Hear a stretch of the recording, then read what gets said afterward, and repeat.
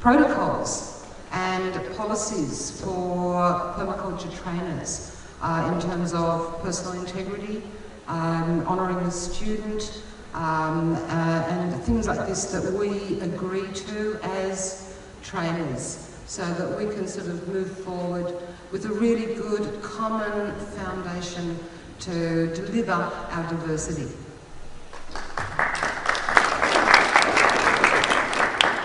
Well said, Robert. Thank you. Kia ora. My name is Steve Henry. I live in Central Otago, Queenstown, Wanaka area, and I work for an applied university called Otago Polytech. I've really loved coming to this convergence and seeing the depth of talent and innovation. If people here were wearing business suits and this was called an innovation conference, the calibre would be much higher than all the other ones I've ever gone to. It's just that it's not like that, right? So, if you like, the particular focus I'm interested in is how can this work reach local government? How can it reach more conservative business? How can it reach federated farmers? How can it reach lawyers, etc., etc.? And it's about language at the end of the day. We've had more success when we don't talk about sustainability. We have more success when we talk about success, actually, around being environmentally, socially, economically, and having success with governance as well, and not giving it a name because of its complexity. And that's the risk of the woolliness of sustainability, which I'm sure many people are familiar with. So we began talking about sustainable practice by accident to infer it's what you do that matters. And I agree with the comments that you're making, that we do need to get, sustainability on what is a very valid thing. But also, other Robin, on my left's point about hands, head and heart is very, very important. There's no point in having, at the moment, our learning systems are not transformational. They're based on dated models of unsustainability. We have more and more education than we've ever had, but we've got more pollution and more problems than we've ever had, so it ain't working. So how can we reconceptualise education to be transformational? And the way I believe that we're having our most success of doing that is going to the engineers and empowering and saying to them, we love what you're doing with this, and sharing the success stories rather than sharing what's wrong. The 80-20 rule, you can only say 20% of the problem, focus 80% of the time on the solution, and it will engage people much more. And that's one of the great things I witness in the permaculture. There's a lot of get on with it, and the land-based lineage of permaculture is about getting your hands in there and doing that work, and of course having the time to reflect on what you're doing. I don't know about you, but I'm going away for a significant process of reflection after this conference, and often we think that learning is about education is about face-to-face stuff. I don't believe that for 1 minute personally. I think some of the most beneficial, if I think about the most significant learning moments in my life, they've been based on reflection rather than based on someone telling me something. So it is a personal process. I think in breaking these silos down, what we've found works best is to design programs that can attract people from multiple silos. So a quick example, the Waikato Sustainable Business Program at the moment, it's got Joe and Brian in it from Alfie Farm. This is the program we're running. It's got LIC, which is a big dairy company, provides all the bull semen for the New Zealand dairy herd. Okay, 1,000 employees, pretty conservative. It's got Soulscape Eco Retreat in there. Now, it's got lawyers, it's got hoteliers, it's got other people in that program. 10 businesses coming together and going, how can we embed these principles of care for people, care for the planet, and fair share? Now, the thing is that the lawyer who's in the room and the bull semen supplying company who are in the room actually want the same thing as what we want. It's just that they express it differently, and it's the values and the culture that they're in is a different thing. So there needs to be a common language. For me, that's a not negotiable thing for inclusiveness. And I notice, having not been exposed to the language of permaculture that much, that there are terms that were new to me at this conference. Invisible structures, for example. And just as if I went to an engineering conference, there'd be a lot of language. If I went to a medical conference, there'd be a lot of language. If I went to a conference of alternative healers, there'd be a lot of language. So if we can have a common language in this space, and really if the founding principles are careful people, careful planet, and fair share, then that's enough. Call it what you need to make it work in your space. Honour what other people do, and let's get on with it. The other thing Otago Polytech's made a commitment to embed those principles across 100 different degree, diploma and certificate programs 5 years ago. It was not a small commitment, and we've made a decision we're never going to tell people that story until we're doing it. So the other really important thing is do it, prove its worth. Don't talk about the fact you're going to do it.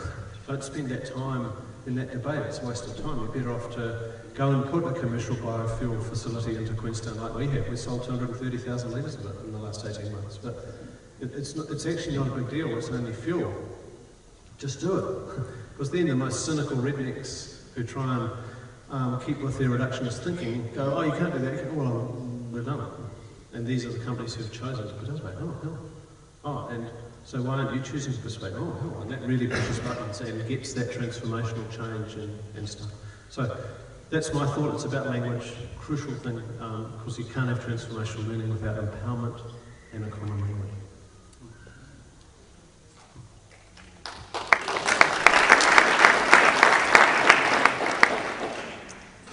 So I'm Margaret Kwok, and I live at Tui community, and I've been involved in permaculture and all sorts of education actually, from little kindergarten children to adults, and I feel really lucky to have been involved in all of that. And I thought I'd just start with expressing my own, I guess, emerging personal philosophy about education, because I realise for me it's very much about learning, enabling individuals in their own growth and development, particularly in their doing, their thinking, their feeling, and on a spiritual level. And that's, in any learning that needs to be happening for an individual, whatever, the subject matter is. And I also think that needs to have a deep ethical basis. And that, my view is that that will build a regenerative society, which, we all want. And now I want to talk a little bit about the plans we've been hatching for furthering permaculture in New Zealand. And I guess some of the premises for that are that this, in furthering permaculture education in New Zealand, we broaden, grow and connect the New Zealand permaculture community and network. And also that, it's really underpinned by transformational and experiential learning, so that what we develop is project-based, action-based, and that people engaging in that education get guidance, they get structure and mentoring, but they don't get prescription.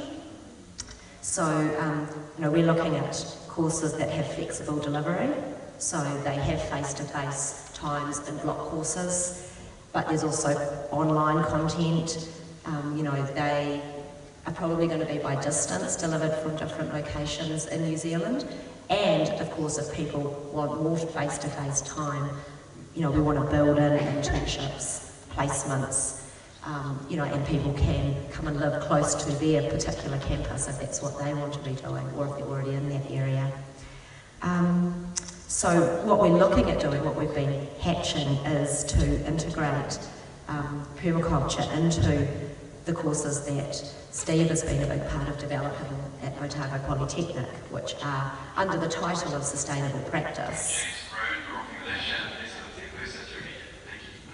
And at the moment there is a graduate diploma in Sustainable Practice, which is if you did it full-time it would be a 1-year course, and there is also a certificate in Sustainable Practice, which if you did it full-time would be 6 months.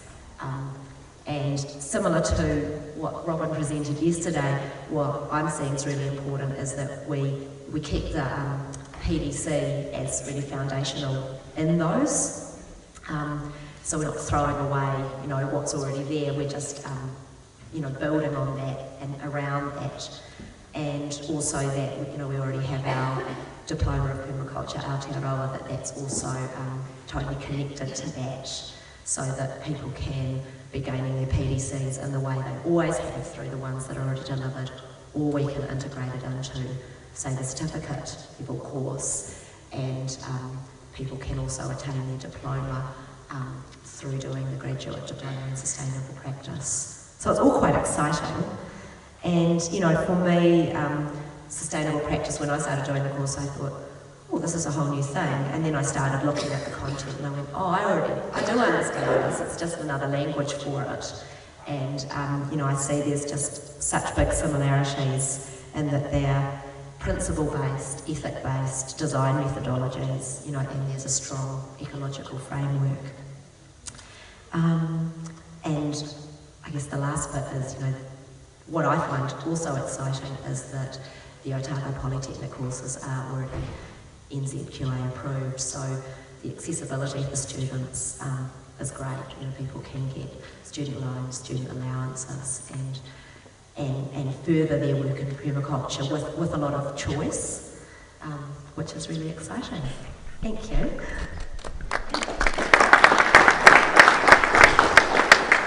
Morning, everyone. I was encouraged really strongly in the excuse me, I've had this horrid flu thing, so we'll see how my voice goes with this. Since the late 80s, I was encouraged really strongly by my teacher at the time to start teaching permaculture. There wasn't that many permaculture teachers around at that time, and she encouraged me to step up. And in the first experience of doing that, I felt like I was actually disempowering people by lecturing soils to soil scientists and things like that. And my partner at the time, Sky, and I had been musing quite a lot about how we empower people in a learning environment and how we used our permaculture principles to actually design the learning environment. So I actually don't want to talk very much this morning because I'm not very well, and I had a sense in my fever and delirium through the early hours this morning to show you a 4-minute clip that I've made fairly recently around my whole dynamic groups, dynamic learning methodology that I've developed. And to let you know where that came from too, I've probably taught somewhere between 70 to 100 either PDCs or 1 week teacher trainings or advanced permaculture teacher courses all around the world these days. And in that time, I find it really hard to be modest about what I do, and particularly about that dynamic groups course, because I get such good feedback. People so love it, and they come out of there so inspired and go on to inspire others. And people have asked me over that time, because of that energy that they come out with, said, what is it? What is it that makes what you do so successful? That question was being put to me over and over again, and so I was starting to really break it down and think about it. And on the plane back from South Australia, one course, I made a jigsaw puzzle of all the bits that felt really critical to me in designing a learning environment and a learning methodology, I guess. I didn't put that word to it then, but that's what it's become. My beautiful friend Wendy Marchment over here sort of apprenticed to me in a way and would come and have holidays with me at Crystal Waters, and one day we broke those jigsaw puzzles up and threw them all up in the air, and this magician came down and a whole way of framing this up. And when we look at designing landscapes, we use our permaculture principles. When we design buildings, a lot of us use our permaculture principles. So for me, this is an example of using our permaculture principles to design a learning methodology. So I'd love to invite you to have a watch here, and Andy's going to support me with this.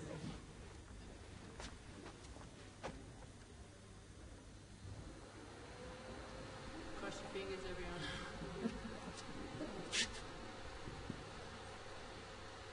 Being part of a dynamic group,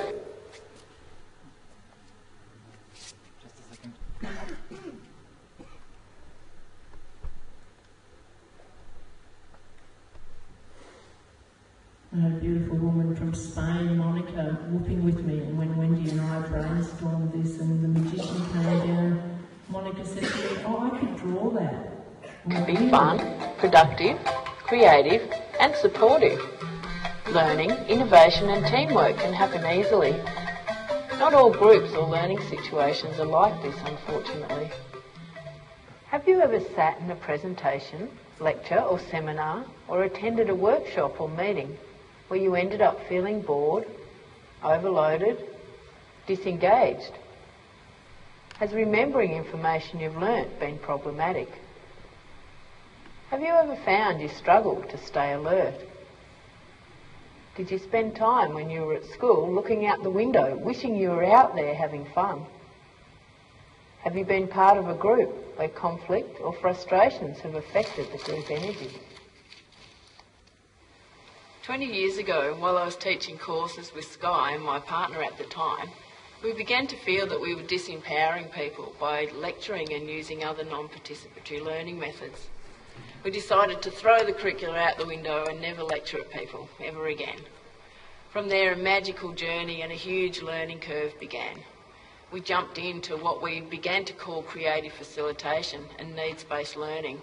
We asked our participants what they wanted to learn and then found creative ways for us to meet their needs. After a while, people began to ask us how we did that. They'd ask what were the key elements that made our courses so fun, successful and memorable. And what was it about what we did that helped groups work so easily and effectively together? These days, I've got the magician to help me answer those questions. There's many pieces to the puzzle of creating dynamic groups and supporting effective learning environments. The magician to me represents the dynamic group and what's possible when all the essential elements are in place. Being grounded in common sense ethics and principles and having shared agreements and understanding helps get the group off on the right foot. Empowerment of each individual and the group is an essential component. The use of creative processes and an ever-expanding toolbox of resources and processes brings magical transformation. Interaction builds the connection and wisdom, while facilitation holds it all together. The magician has a cloak of support, and once all these bits of the jigsaw are in place, the magic wand appears to symbolise everyone has their needs met, they're motivated and having fun. From this holistic place, the magician comes to life and brings all the magic of dynamic groups into the learning environment. Ethics and principles, creative processes and empowerment are also integral parts of dynamic learning. Immersion in the cycles and patterns of learning are an exciting part of the journey. A positive attitude creates a healthy foundation. All the senses are used and activated. Inspiring content is essential. With all these pieces to the puzzle in place, we find we're on a magical adventure where anything is possible.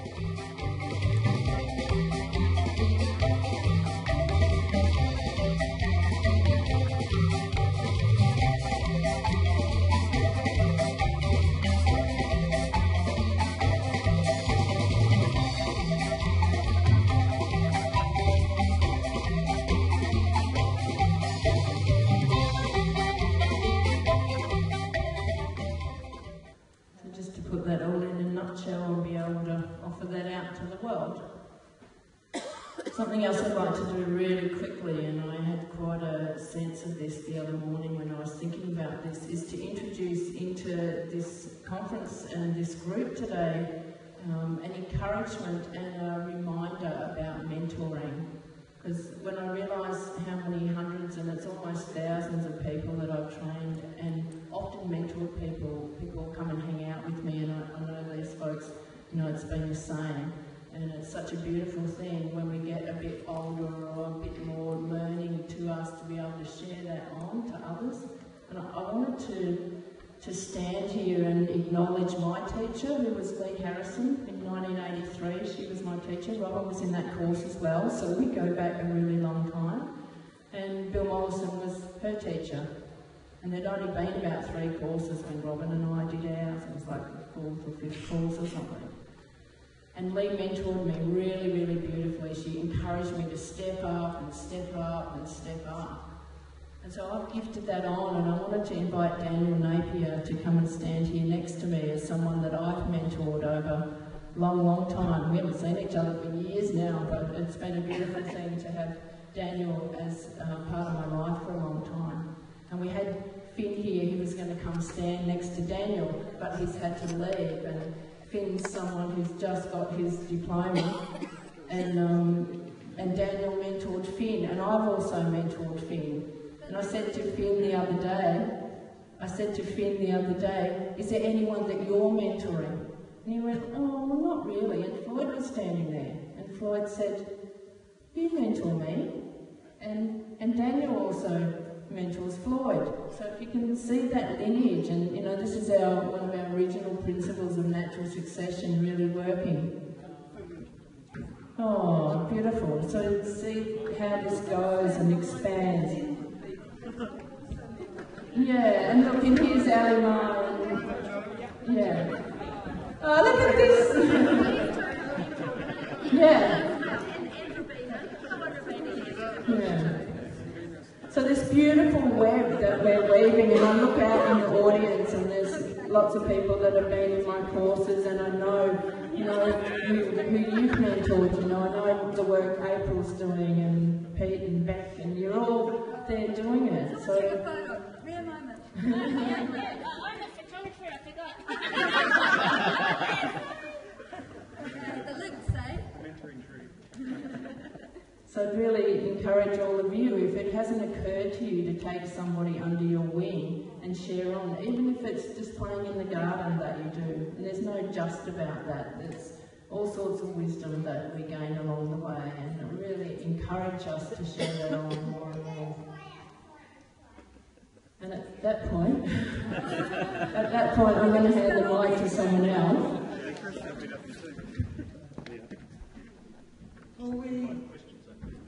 So we'd love to hear from you, and any questions that you'd like to bring out or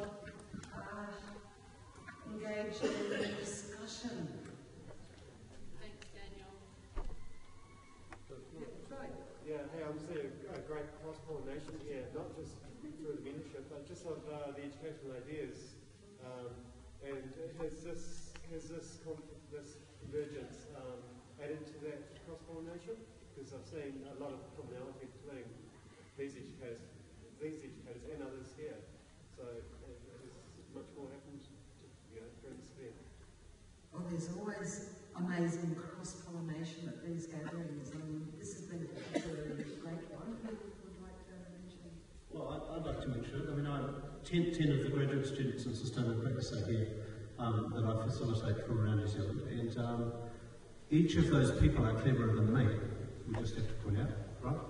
They're accountants, they're Hermes, they're, you know what I mean? They have their area of expertise, and it's what a decent course provides for what I believe is it provides the environment for the learning to happen in. It's the facilitator's role to ensure that network functions admirably. So, you know, people have sat up half the night talking, people are on a shared Facebook page sharing information, broadcasting it to the world, you know, all sorts of stuff happens that the magician enables.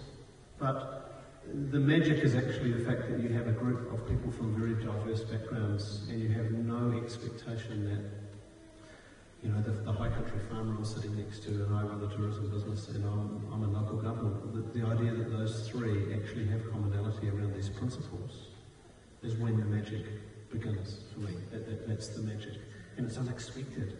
It's this big value add. I mean, you know, when you go on anything and you get something extra that you don't expect, it's quite beautiful. And I think that's the cross-pollination that excites me the most, and I see major progress in that space at the moment.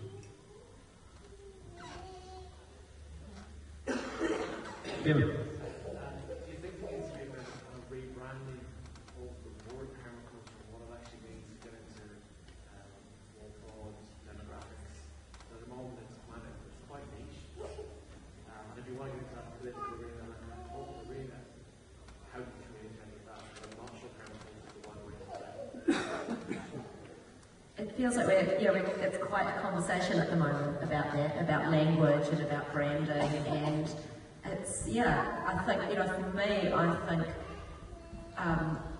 being able to go to engineers or lawyers and be able to speak permaculture in lawyer speak or, healthcare speak is potentially what we need to develop. For me, I don't know, I think there's lots of different languages that can articulate the same things, and it's working out how to sort of keep the integrity of, you know, the ethics and the principles, and find the commonality in these different places.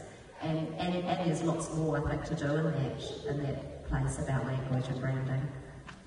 Did you want to add something to that? Yeah. Do you want to come up if you want to speak up? And because we want you to say your piece too.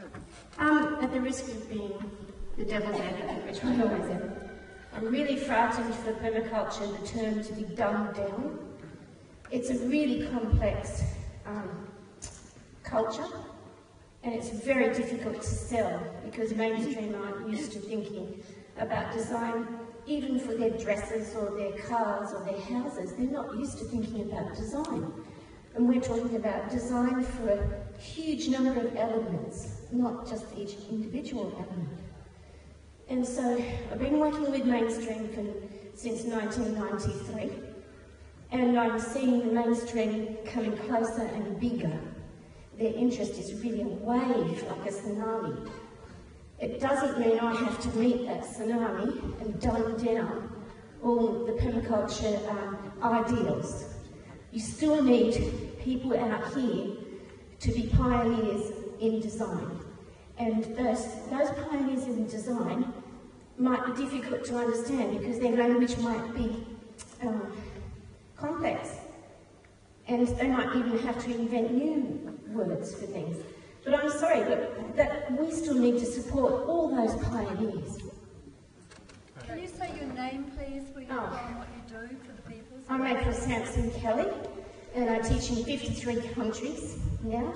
I'm really pleased I finally got a little person in China. This year I managed to break into China, and actually he's a school principal, so that's not so little. And I teach online, which was really a bit of a taboo in the early years, but Bill Morrison said, oh yeah, I think it could work. And that's about the only support I had in the early years. So I'm out there, I really want to help the pioneers, because they're so alone, and that's what Nicole Foss was talking about. They're vulnerable people, and they might speak a weird language, and they're probably eccentric, but it's up to us to bridge the gap between mainstream and them. Yes.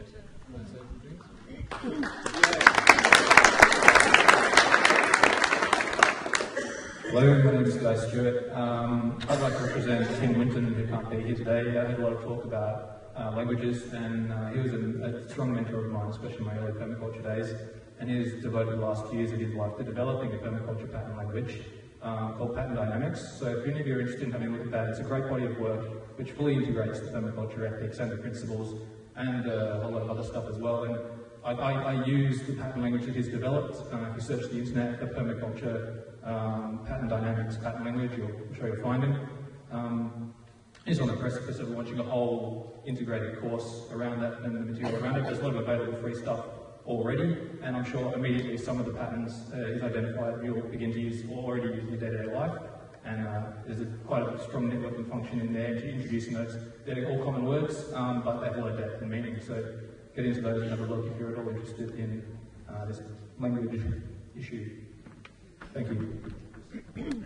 Just briefly, I just want to mention Heidi Martin, who conceived of and birthed EnviroSchools. She was a student of Miriam Jim Tyler's, and EnviroSchools is purely permaculture based, but the word is not used in EnviroSchools. EnviroSchools is national across all schools, and you know, this is really common. It's a common debate for myself inwardly, and it's a really common thing. And other bodies of work I've seen that I know have permaculture as their basis, as their background, as their fuel, but the word is not mentioned. And yeah, because it's kind of trying to be a layman term and speak to everybody. So it's a huge dilemma, this thing. Yeah, so... One more? Yeah.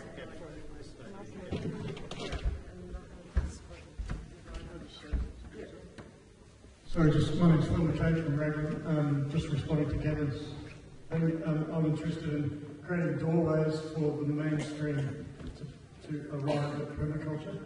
And I think your question of do we rebrand? When I go out to different events, I dress differently. I'm the same person. I dress differently to fit in and be accepted. Sometimes. But you know, I'm still the same person. I have my integrity intact, but the package is slightly different. And for the mainstream, we need to be crisp and clean, I think, and sharp and current, and shine, and stand out, and talk about the successes and show them off.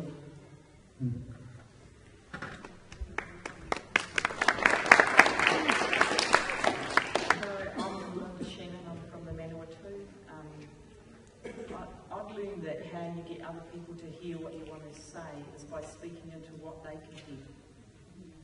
I've worked as a midwife for 12 years and deal with wide groups of people, lots of people have babies. And every time I speak to any of them about how birth works or how pregnancy works, you have to change what you say so they can hear, and then you have to keep checking they can hear what you're saying. I think that's all we need to do. I don't think it's complicated. No, I don't think there's one language. I just think we have to adapt how we go about it. It's like that, putting on different clothes, but I don't kind of like doing that. I can certainly change how I speak to who I need to speak to. Yeah. And it's trying to find out what they know, where they're from. You just go from there. Hi, my name is Gavin Healy. I have a company called Viridian Media. We specialise in creating strategies to create social change using media platforms. So for the last 7 years I've been studying low household lifestyles of health and sustainability, and within the New Zealand market what the key triggers are to engage people in sustainability and what the main barriers are. My current project is a thing called Element, which is a magazine that gets inserted into the New Zealand Herald once a month, and it's designed specifically for the Herald readers to embrace sustainability. There's a huge group in the middle that can be swayed either way, and it's the same for most societies. You've got your extremes in believing and the extremes in anti, but there's a huge group in the middle that don't really care, and you can kind of sway them in either direction. So that's what the big opportunity is from a media perspective, to reach the big group in the middle that can be swayed to actually care about these things. But to do that, you need branding strategies, you need comm strategies, and I absolutely adore permaculture. I think it's a magnificent system, but it's all about these magnificent designs. And then once it gets into the media, really, even website design and branding, it kind of loses it. It doesn't look very professional, you know, it doesn't represent what it actually is. You know, and I think that's one of the big problems that it has. And I'm not saying that you dumb it down or you do anything like that, but like one of the things that we were saying from a government perspective, if this was called I don't know, social and ecological innovation conference, you'd have the Ministry for Science and Innovation. You know, and it would totally change the dynamics of it. And that's just a change in the wording and the branding. You know, it's not, the core stays the same, everything stays the same. So is it worthwhile trying to get a group of people together to actually try to get media strategies together? And the media strategies change country to country, region to region they change. You know, it's like when we were doing with the Herald, we analysed it with face-to-face interviews with Herald readers to find out what the key things were. And one of the key things that we found out was not to use the word sustainability. If we use sustainability, we lost a whole lot of readers that just wouldn't engage with it, even though when we asked them individual questions about sustainability, they were really interested in the topic, but they didn't want to be greenies. Don't call me a greenie. Yeah, I believe in health, and yeah, I want to have clean water, and I think the family should have a healthy future, but don't call me greenie. So I was trying to get the terminology of the words actually kind of engage with those markets. And the key thing that we found was that when you boil sustainability down, or permaculture, what we're talking about is health. You know, we really are talking about health. It's personal health. From a media perspective, the thing that you always have to try and get is what's in it for me. There's so much stuff out there, and there's so many things that people are interested in. You have to get something that relates to them. So if it's a personal health issue for me and my family, I care about it. Okay. Okay. Thanks. Bye-bye. Hi, my name is Peter. I'm sorry I haven't contributed much to this conference. I've had that dreaded lady since I got here. I'm getting better now. Look out. I'm also known as Pete the Permy, and I just wanted to say that I was a corporate manager in my past life, and I quit that 10 years ago to become a full-time permie and teach PDCs and things like that. And I took off my three-piece suit, let my hair grow, and I couldn't get a meal replaced when it wasn't cooked properly in New Zealand, that sort of thing, because I've changed, I look different. But when I did an APT permaculture diploma and got 19 units of that, enough for 2 diplomas I have now actually, it changed how anyone saw me in a business meeting, in a council meeting. I got TAFE start to come and ask me. I haven't asked for a job in the last 10 years. Every job has come to me. It's now a matter of saying no to the ones I don't like, which is a good position for us to be in, but it's really been enabled by both the PDC side and the support, and particularly Dr. Clayfield has taught me so much about how to not be a management style person. But it's having the benefit of both and having the options available to both is extremely important. Some of us, I think there's a new term coming about professional permies, and I consider myself a professional permie, and I can go and find me three-piece suits back in the cupboard. I actually weigh less now, I don't work in corporate, so I can actually fit in well, and I could go and put that on, but I don't find I need to. I might tie my hair backwards, and most of it. But the language doesn't seem to be an issue anymore. If they see I've got diploma on my card, and it's a proper diploma, so I'm not underwriting the other ones, I like using ones, I don't. Yeah, there is a space for these two. We won't need a language term if it enters the other system as well as our system. That's what I think. Yeah, we don't need a rebrand, we just need a diversity of ways that we get the message out there. Because, people say, well, what's your target group? Well, it's everybody.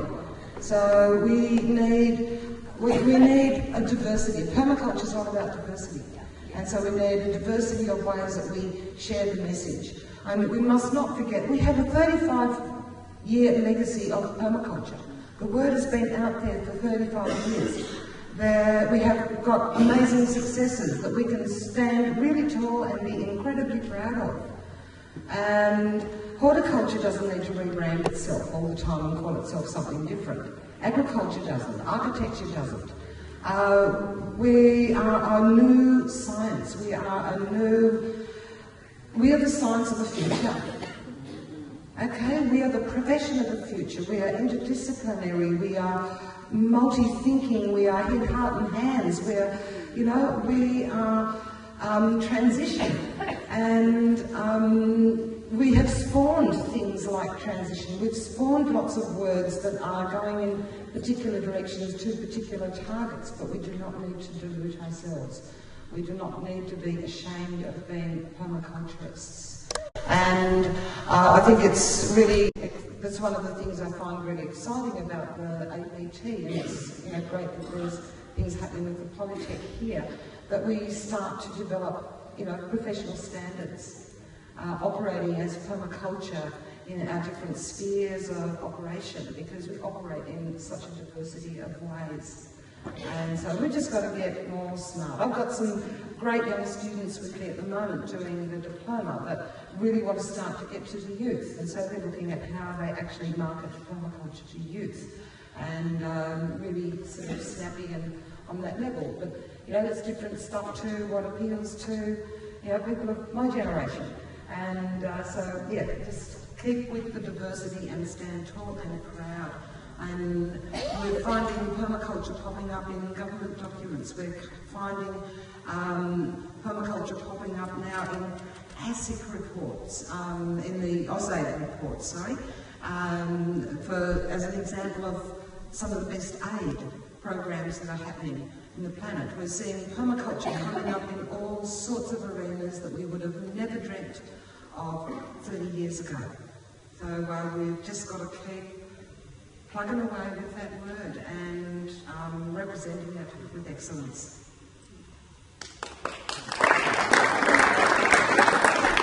I'd like to honour what this lady said in the red around the wave, because it has come, there's no question.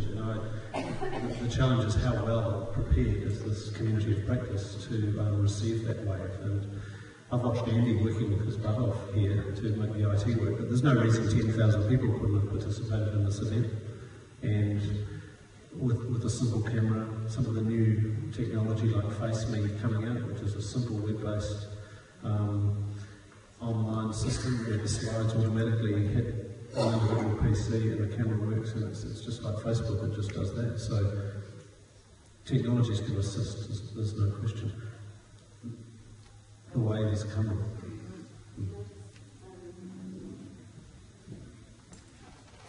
And hopefully we've got time for another question or two as well to broaden out our forum. You're all amazing. Just amazing. And I'm new to permaculture, but I feel I've always been it as an artist and designer. And I've built a brand, Conscious Cloth, and I've found a group of people that I want to hang with. And you have a language for what I've been doing, and I've found a home. And what's missing right now, I'm not telling you anything new, is this. And it's so exciting, and the wave is coming, and there's just going to be more diversity and people popping in. And it's called permaculture. That's a fact. And I know so many people that want to be in this room, they don't even know about it. So how do we get them involved? I'm involved in popular culture and arts, and it's a really interesting space. I'm holding that space. I don't really like being in the fashion industry, but I'm in it because I'm trying to create a pathway around sustainability. I don't really care about what the words are, quite frankly. I care about the action. And we can spread this message because everyone wants to be in it. So I just want to say thank you so much for creating this.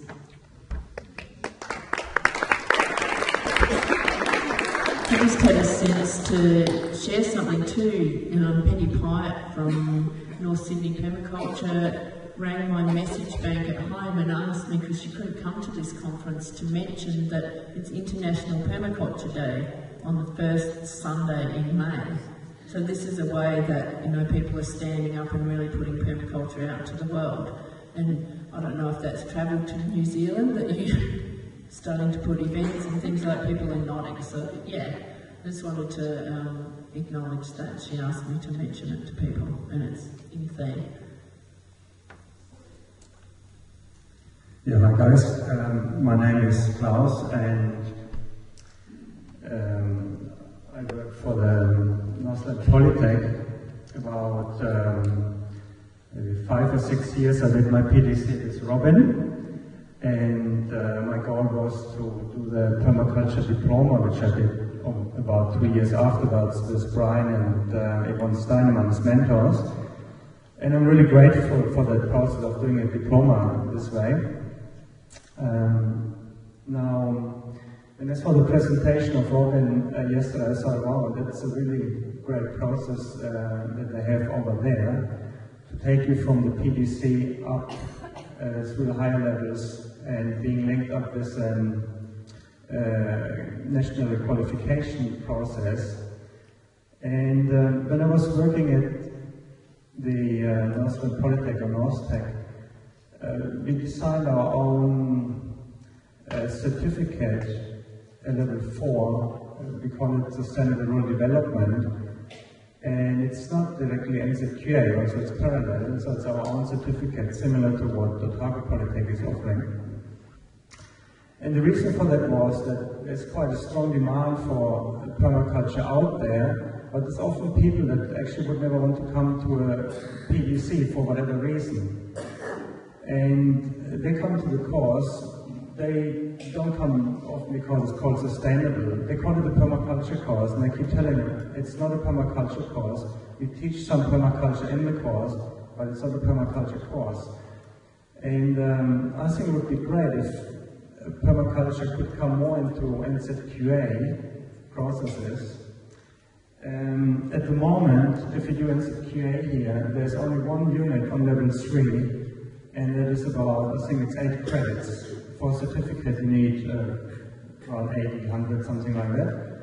And it's the only choice you have to choose that. It's quite limited. And they're just trying to do changes, and the new unit that would address permaculture would only have something like 4 credits, so it's actually going down. Now with organics, they came in stronger, they have a stronger lobby on that, people are lobbying for having more credits offered by them. And I think we should do the same thing with permaculture. There's nothing on level 4, yeah. And I agree with Robin, we don't have to hide the word. Yeah, and the mainstream for a long time looked at permaculture and sort of looked at it and wanted to fail. And I think we are seeing a change now that mainstream is looking at us now on permaculture to succeed. They look for us for providing the solutions that they can't find themselves. So I think there's nothing to hide, and I think we have to bring permaculture more international and ZQA, have a stronger presence on that. So I think what Robin has done in Australia is a really great way of doing that. We should look more into that. Thank you. I have a question, but just a brief comment to that. First of all, when we had Planet Organic Garden and Golden Bay 1 year training course in permaculture and basically resource management and organics and so on and so forth, I went deeply into this. It was with the Canterbury Polytech, Christchurch Polytech. We were going to partner, we were going to be an outpost, a rural outpost of them. The red tape, the cost, the incredibly convoluted process and time and academia that are required to do NZQA permaculture, we would have not run a course that year. And we tried it with also Golden Bay Work Centre, who had part of accreditation thing. We tried it 3 ways, and in the end said, drop it, we just need to get on with the work. And fortunately, Steve has been tenacious enough and had the right timing and the right people to connect with in Otago Polytech, and I think that you've opened the door and you're really walking through it at the rate of knots and knocking on every door, and I reckon all strength to you for representing us in this way. My question to you all is about advanced learning, like we do the basic PDC, and then there are amazing teachers out there who are practitioners in their field that is there a way that people can actually have the foundation and then steps on from that in more specialised ways in embracing the permaculture ethics, spanning both countries?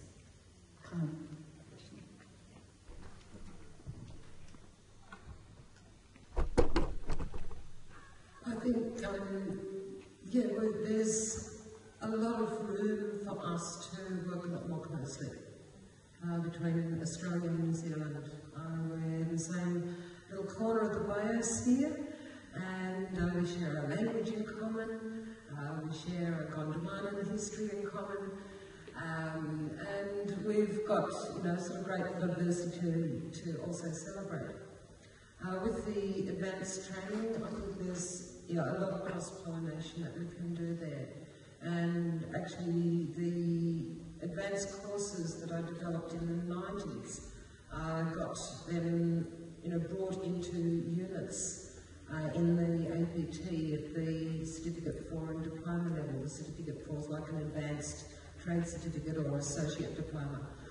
And also through developing the APT, we were building things in there from excellence that other people have been doing in permaculture. So it was a really good way to acknowledge our growth as a movement, as a body of professionals, and bring that into a professional framework.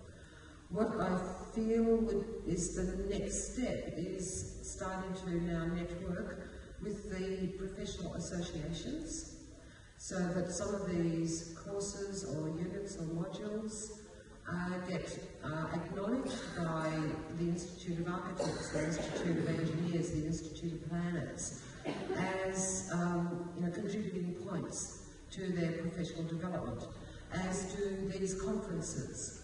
And so we really need to start networking more with the professionals who are already within permaculture, who are connected with these professional institutions, to then sort of go that next step. And then that's going to support that, not only taking people who've done PDCs further in particular skills, but then also perma-skilling the existing professionals out there in the world that would like to be more effective with what they do.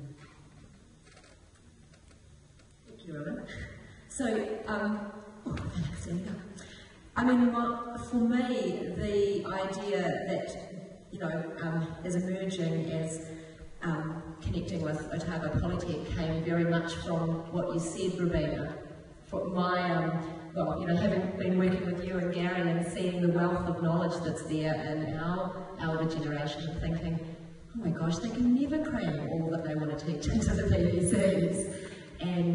And then we have students doing a PDC who want to continue. So that was very much the foundational vision for me, was how to, when I say broadening, growing and connecting, it was very much looking at how can our elders deliver their wealth of knowledge and keep continuing within sort of a framework that can also allow students to further their education and, in many ways, having that, is that telling me to shut up?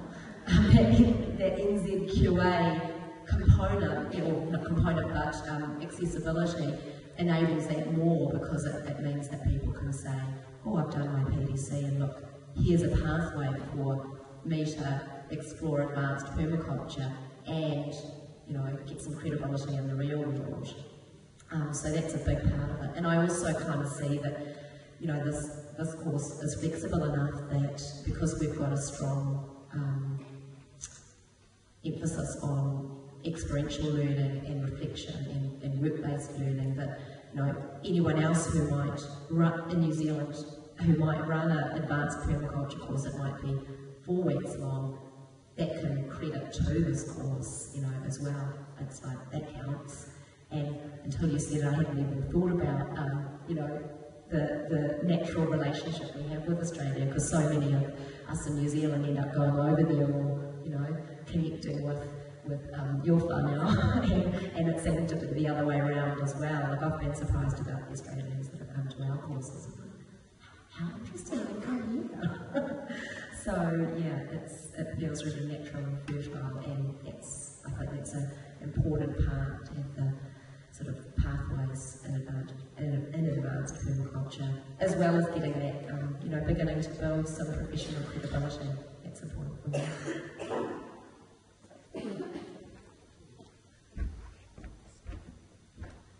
I just wanted to raise a slightly different question. I've been teaching PDCs for a few years now, and a core question for me, which causes me quite a bit of angst from time to time, is whether, as a permaculture movement, we're open to that maybe we didn't get all of it right, whatever that is. And the prominent permaculturists who first developed those first ideas, kind of wrote them down in some big books, that they were coming from particular cultural places. And I think that now we have access to some other cultural approaches to some parts of land and water management that are very, very different, and that I actually feel are much, much better.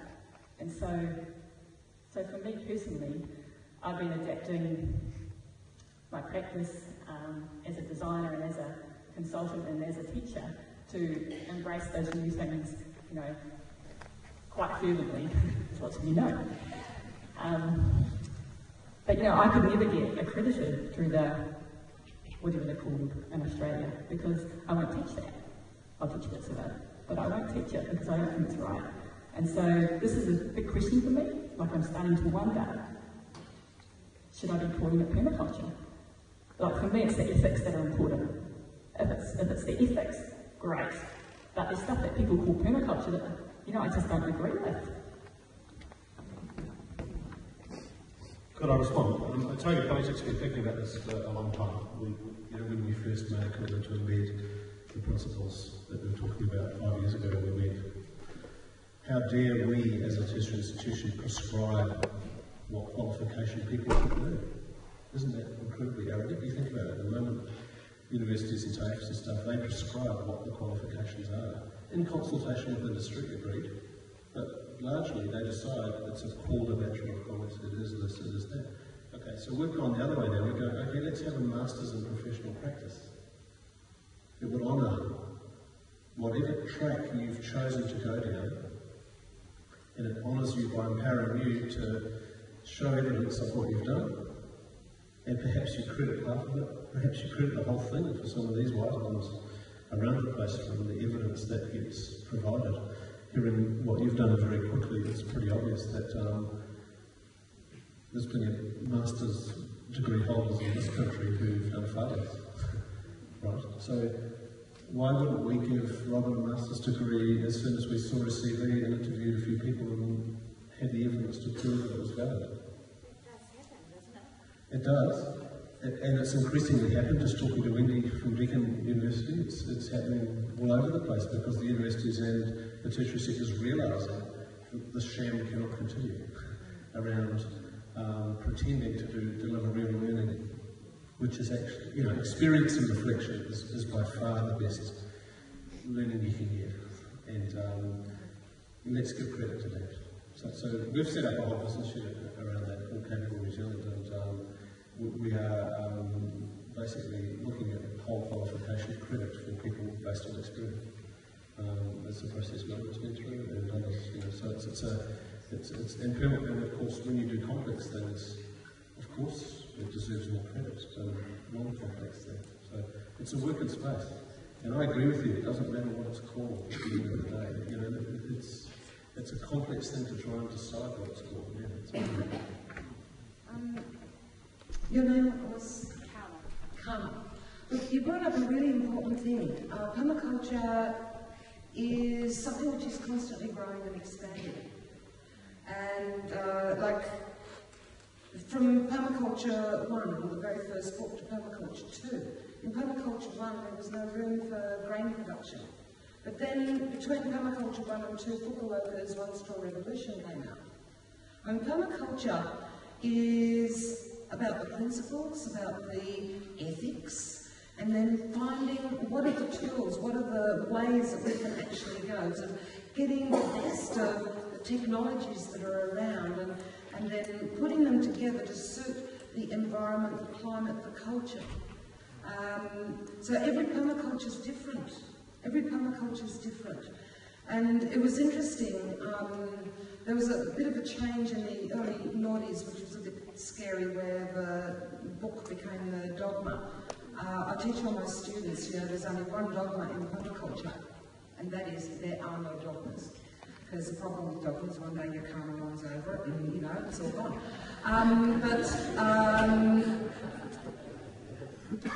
Bill launched the Designer's Manual at the APC in 1988. And he held that book up and he said, this book is the culmination of the first 10 years of permaculture. Because it was 11 years since Permaculture 1 had been published. He said, this is the culmination of what we as a body of permaculturists around the planet have discovered. Our experiments, and what we've learned from traditional cultures and systems. And he pointed to everybody in the room and says, you are all a part of this journey.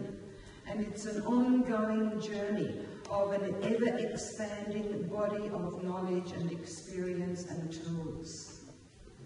And I think it's important that we never forget that as new innovations come online, where they are appropriate, we incorporate them. And we see permaculture as something that is constantly growing and expanding and adapting. And when I teach permaculture in other cultures, you know, if you keep coming back to the principles, you keep coming back to the ethics, and then you look at the traditional systems that have sustained over thousands of years in that particular climate, with that particular soil, and then it's like this incredible dance that you're doing with people, where you're doing the merging of, you know, sort of permaculture insights together with the best of the sustainable practices of that particular culture, and it's creative expression and all the rest of it. So, yeah, keep it growing, keep it expanding, don't be shy to bring other good things in, because these are just all the tools that we are using, okay?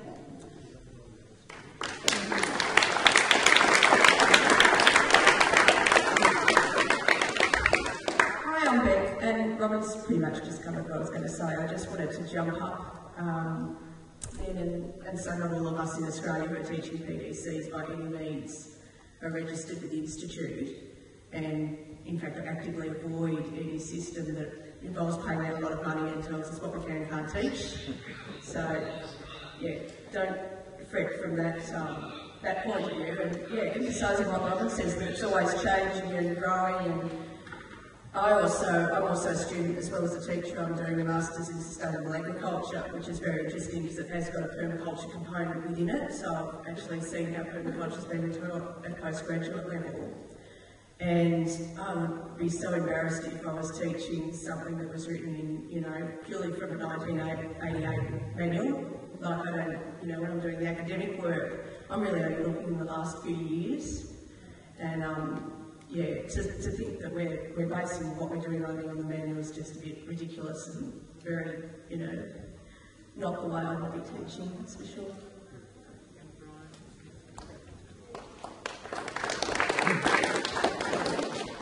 I'd like to expand that a little bit to the ethics and principles.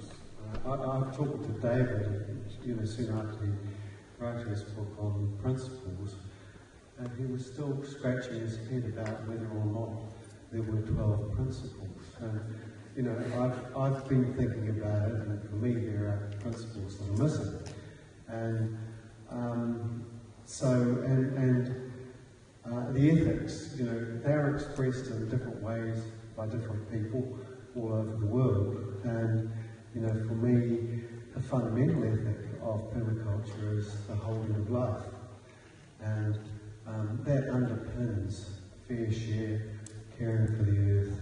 It's about life. And so, we need to hold all of this very lightly. There's this magic in it, but it's not set in stone.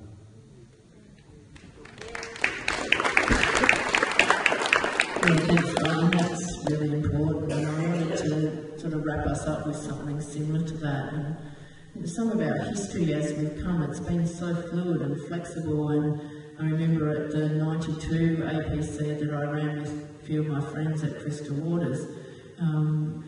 In those days, I can't remember what I was going to say. That's how sick I am.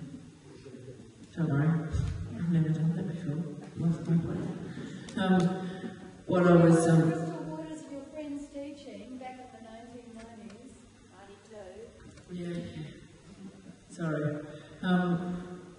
Bouncing off Brian there, what I was having a really strong sense of is how much it's changed over the years, all our ethics and principles, and that it wasn't even Bill and David that framed them up into 12 when the introduction to permaculture got written. It was Rennie Slayer that actually pulled that all together out of Permaculture 1 and 2. Not many people know that sort of history, but Rennie was married to Bill for quite a few years, and she did all the work. She could tell what the themes were there and the history to that point, and she was the one that wrote them all down. And in my delirium last night, I also had something come that was like, I really miss, in David's principles, signs and sectors being so strongly, yeah, so like all of us so often have framed everything up in different ways. So, really flexibility and diversity, hold them lightly, and something I did feel to comment just to show you how some of this expands out and that we each take this in our own way is that for me there was a point in my life where permaculture wasn't my whole life anymore unless I could weave spirit care in there as an ethic. And a lot of my course participants had wanted that as part of a permaculture course. There's a lot of debate in permaculture about that at the moment, that it should never be part of the permaculture design course to have anything spiritual. But what I found, my students were asking for that really strongly, and at our conference in Melbourne, the whole conference invoked that. The fourth ethic of permaculture is spirit care. So I share that, and not everyone will embrace that, but for me it meant permaculture could be my whole life again because it was absolutely holistic. But that works for me, but not everybody else. Yeah, so up to all of us. Tell Robin you might want to have a last comment on that. Yeah. Just with that spirit care, I noticed that particularly the courses that I've been involved with, which have either involved Robin or often Rabina, that we seem to attract people who that's something there for, which is, that's important for me too, like you said, underpin it. Yeah, for me, it's something that just underpins everything, and it's there, it's there as a subliminal part of the whole process, because there's the spirit of earth that is inherent in earth care. There's the spirit of people that is inherent in people care. There is the spirit of generosity that is so missing in our current me-obsessed society, which is inherent in fair share.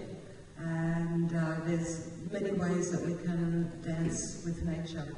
I'd just like to wrap this up by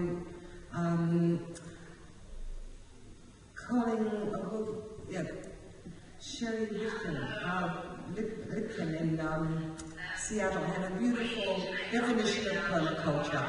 She says, permaculture is dancing with nature, where nature leads the dance. So I wish you all happy dancing. Sure.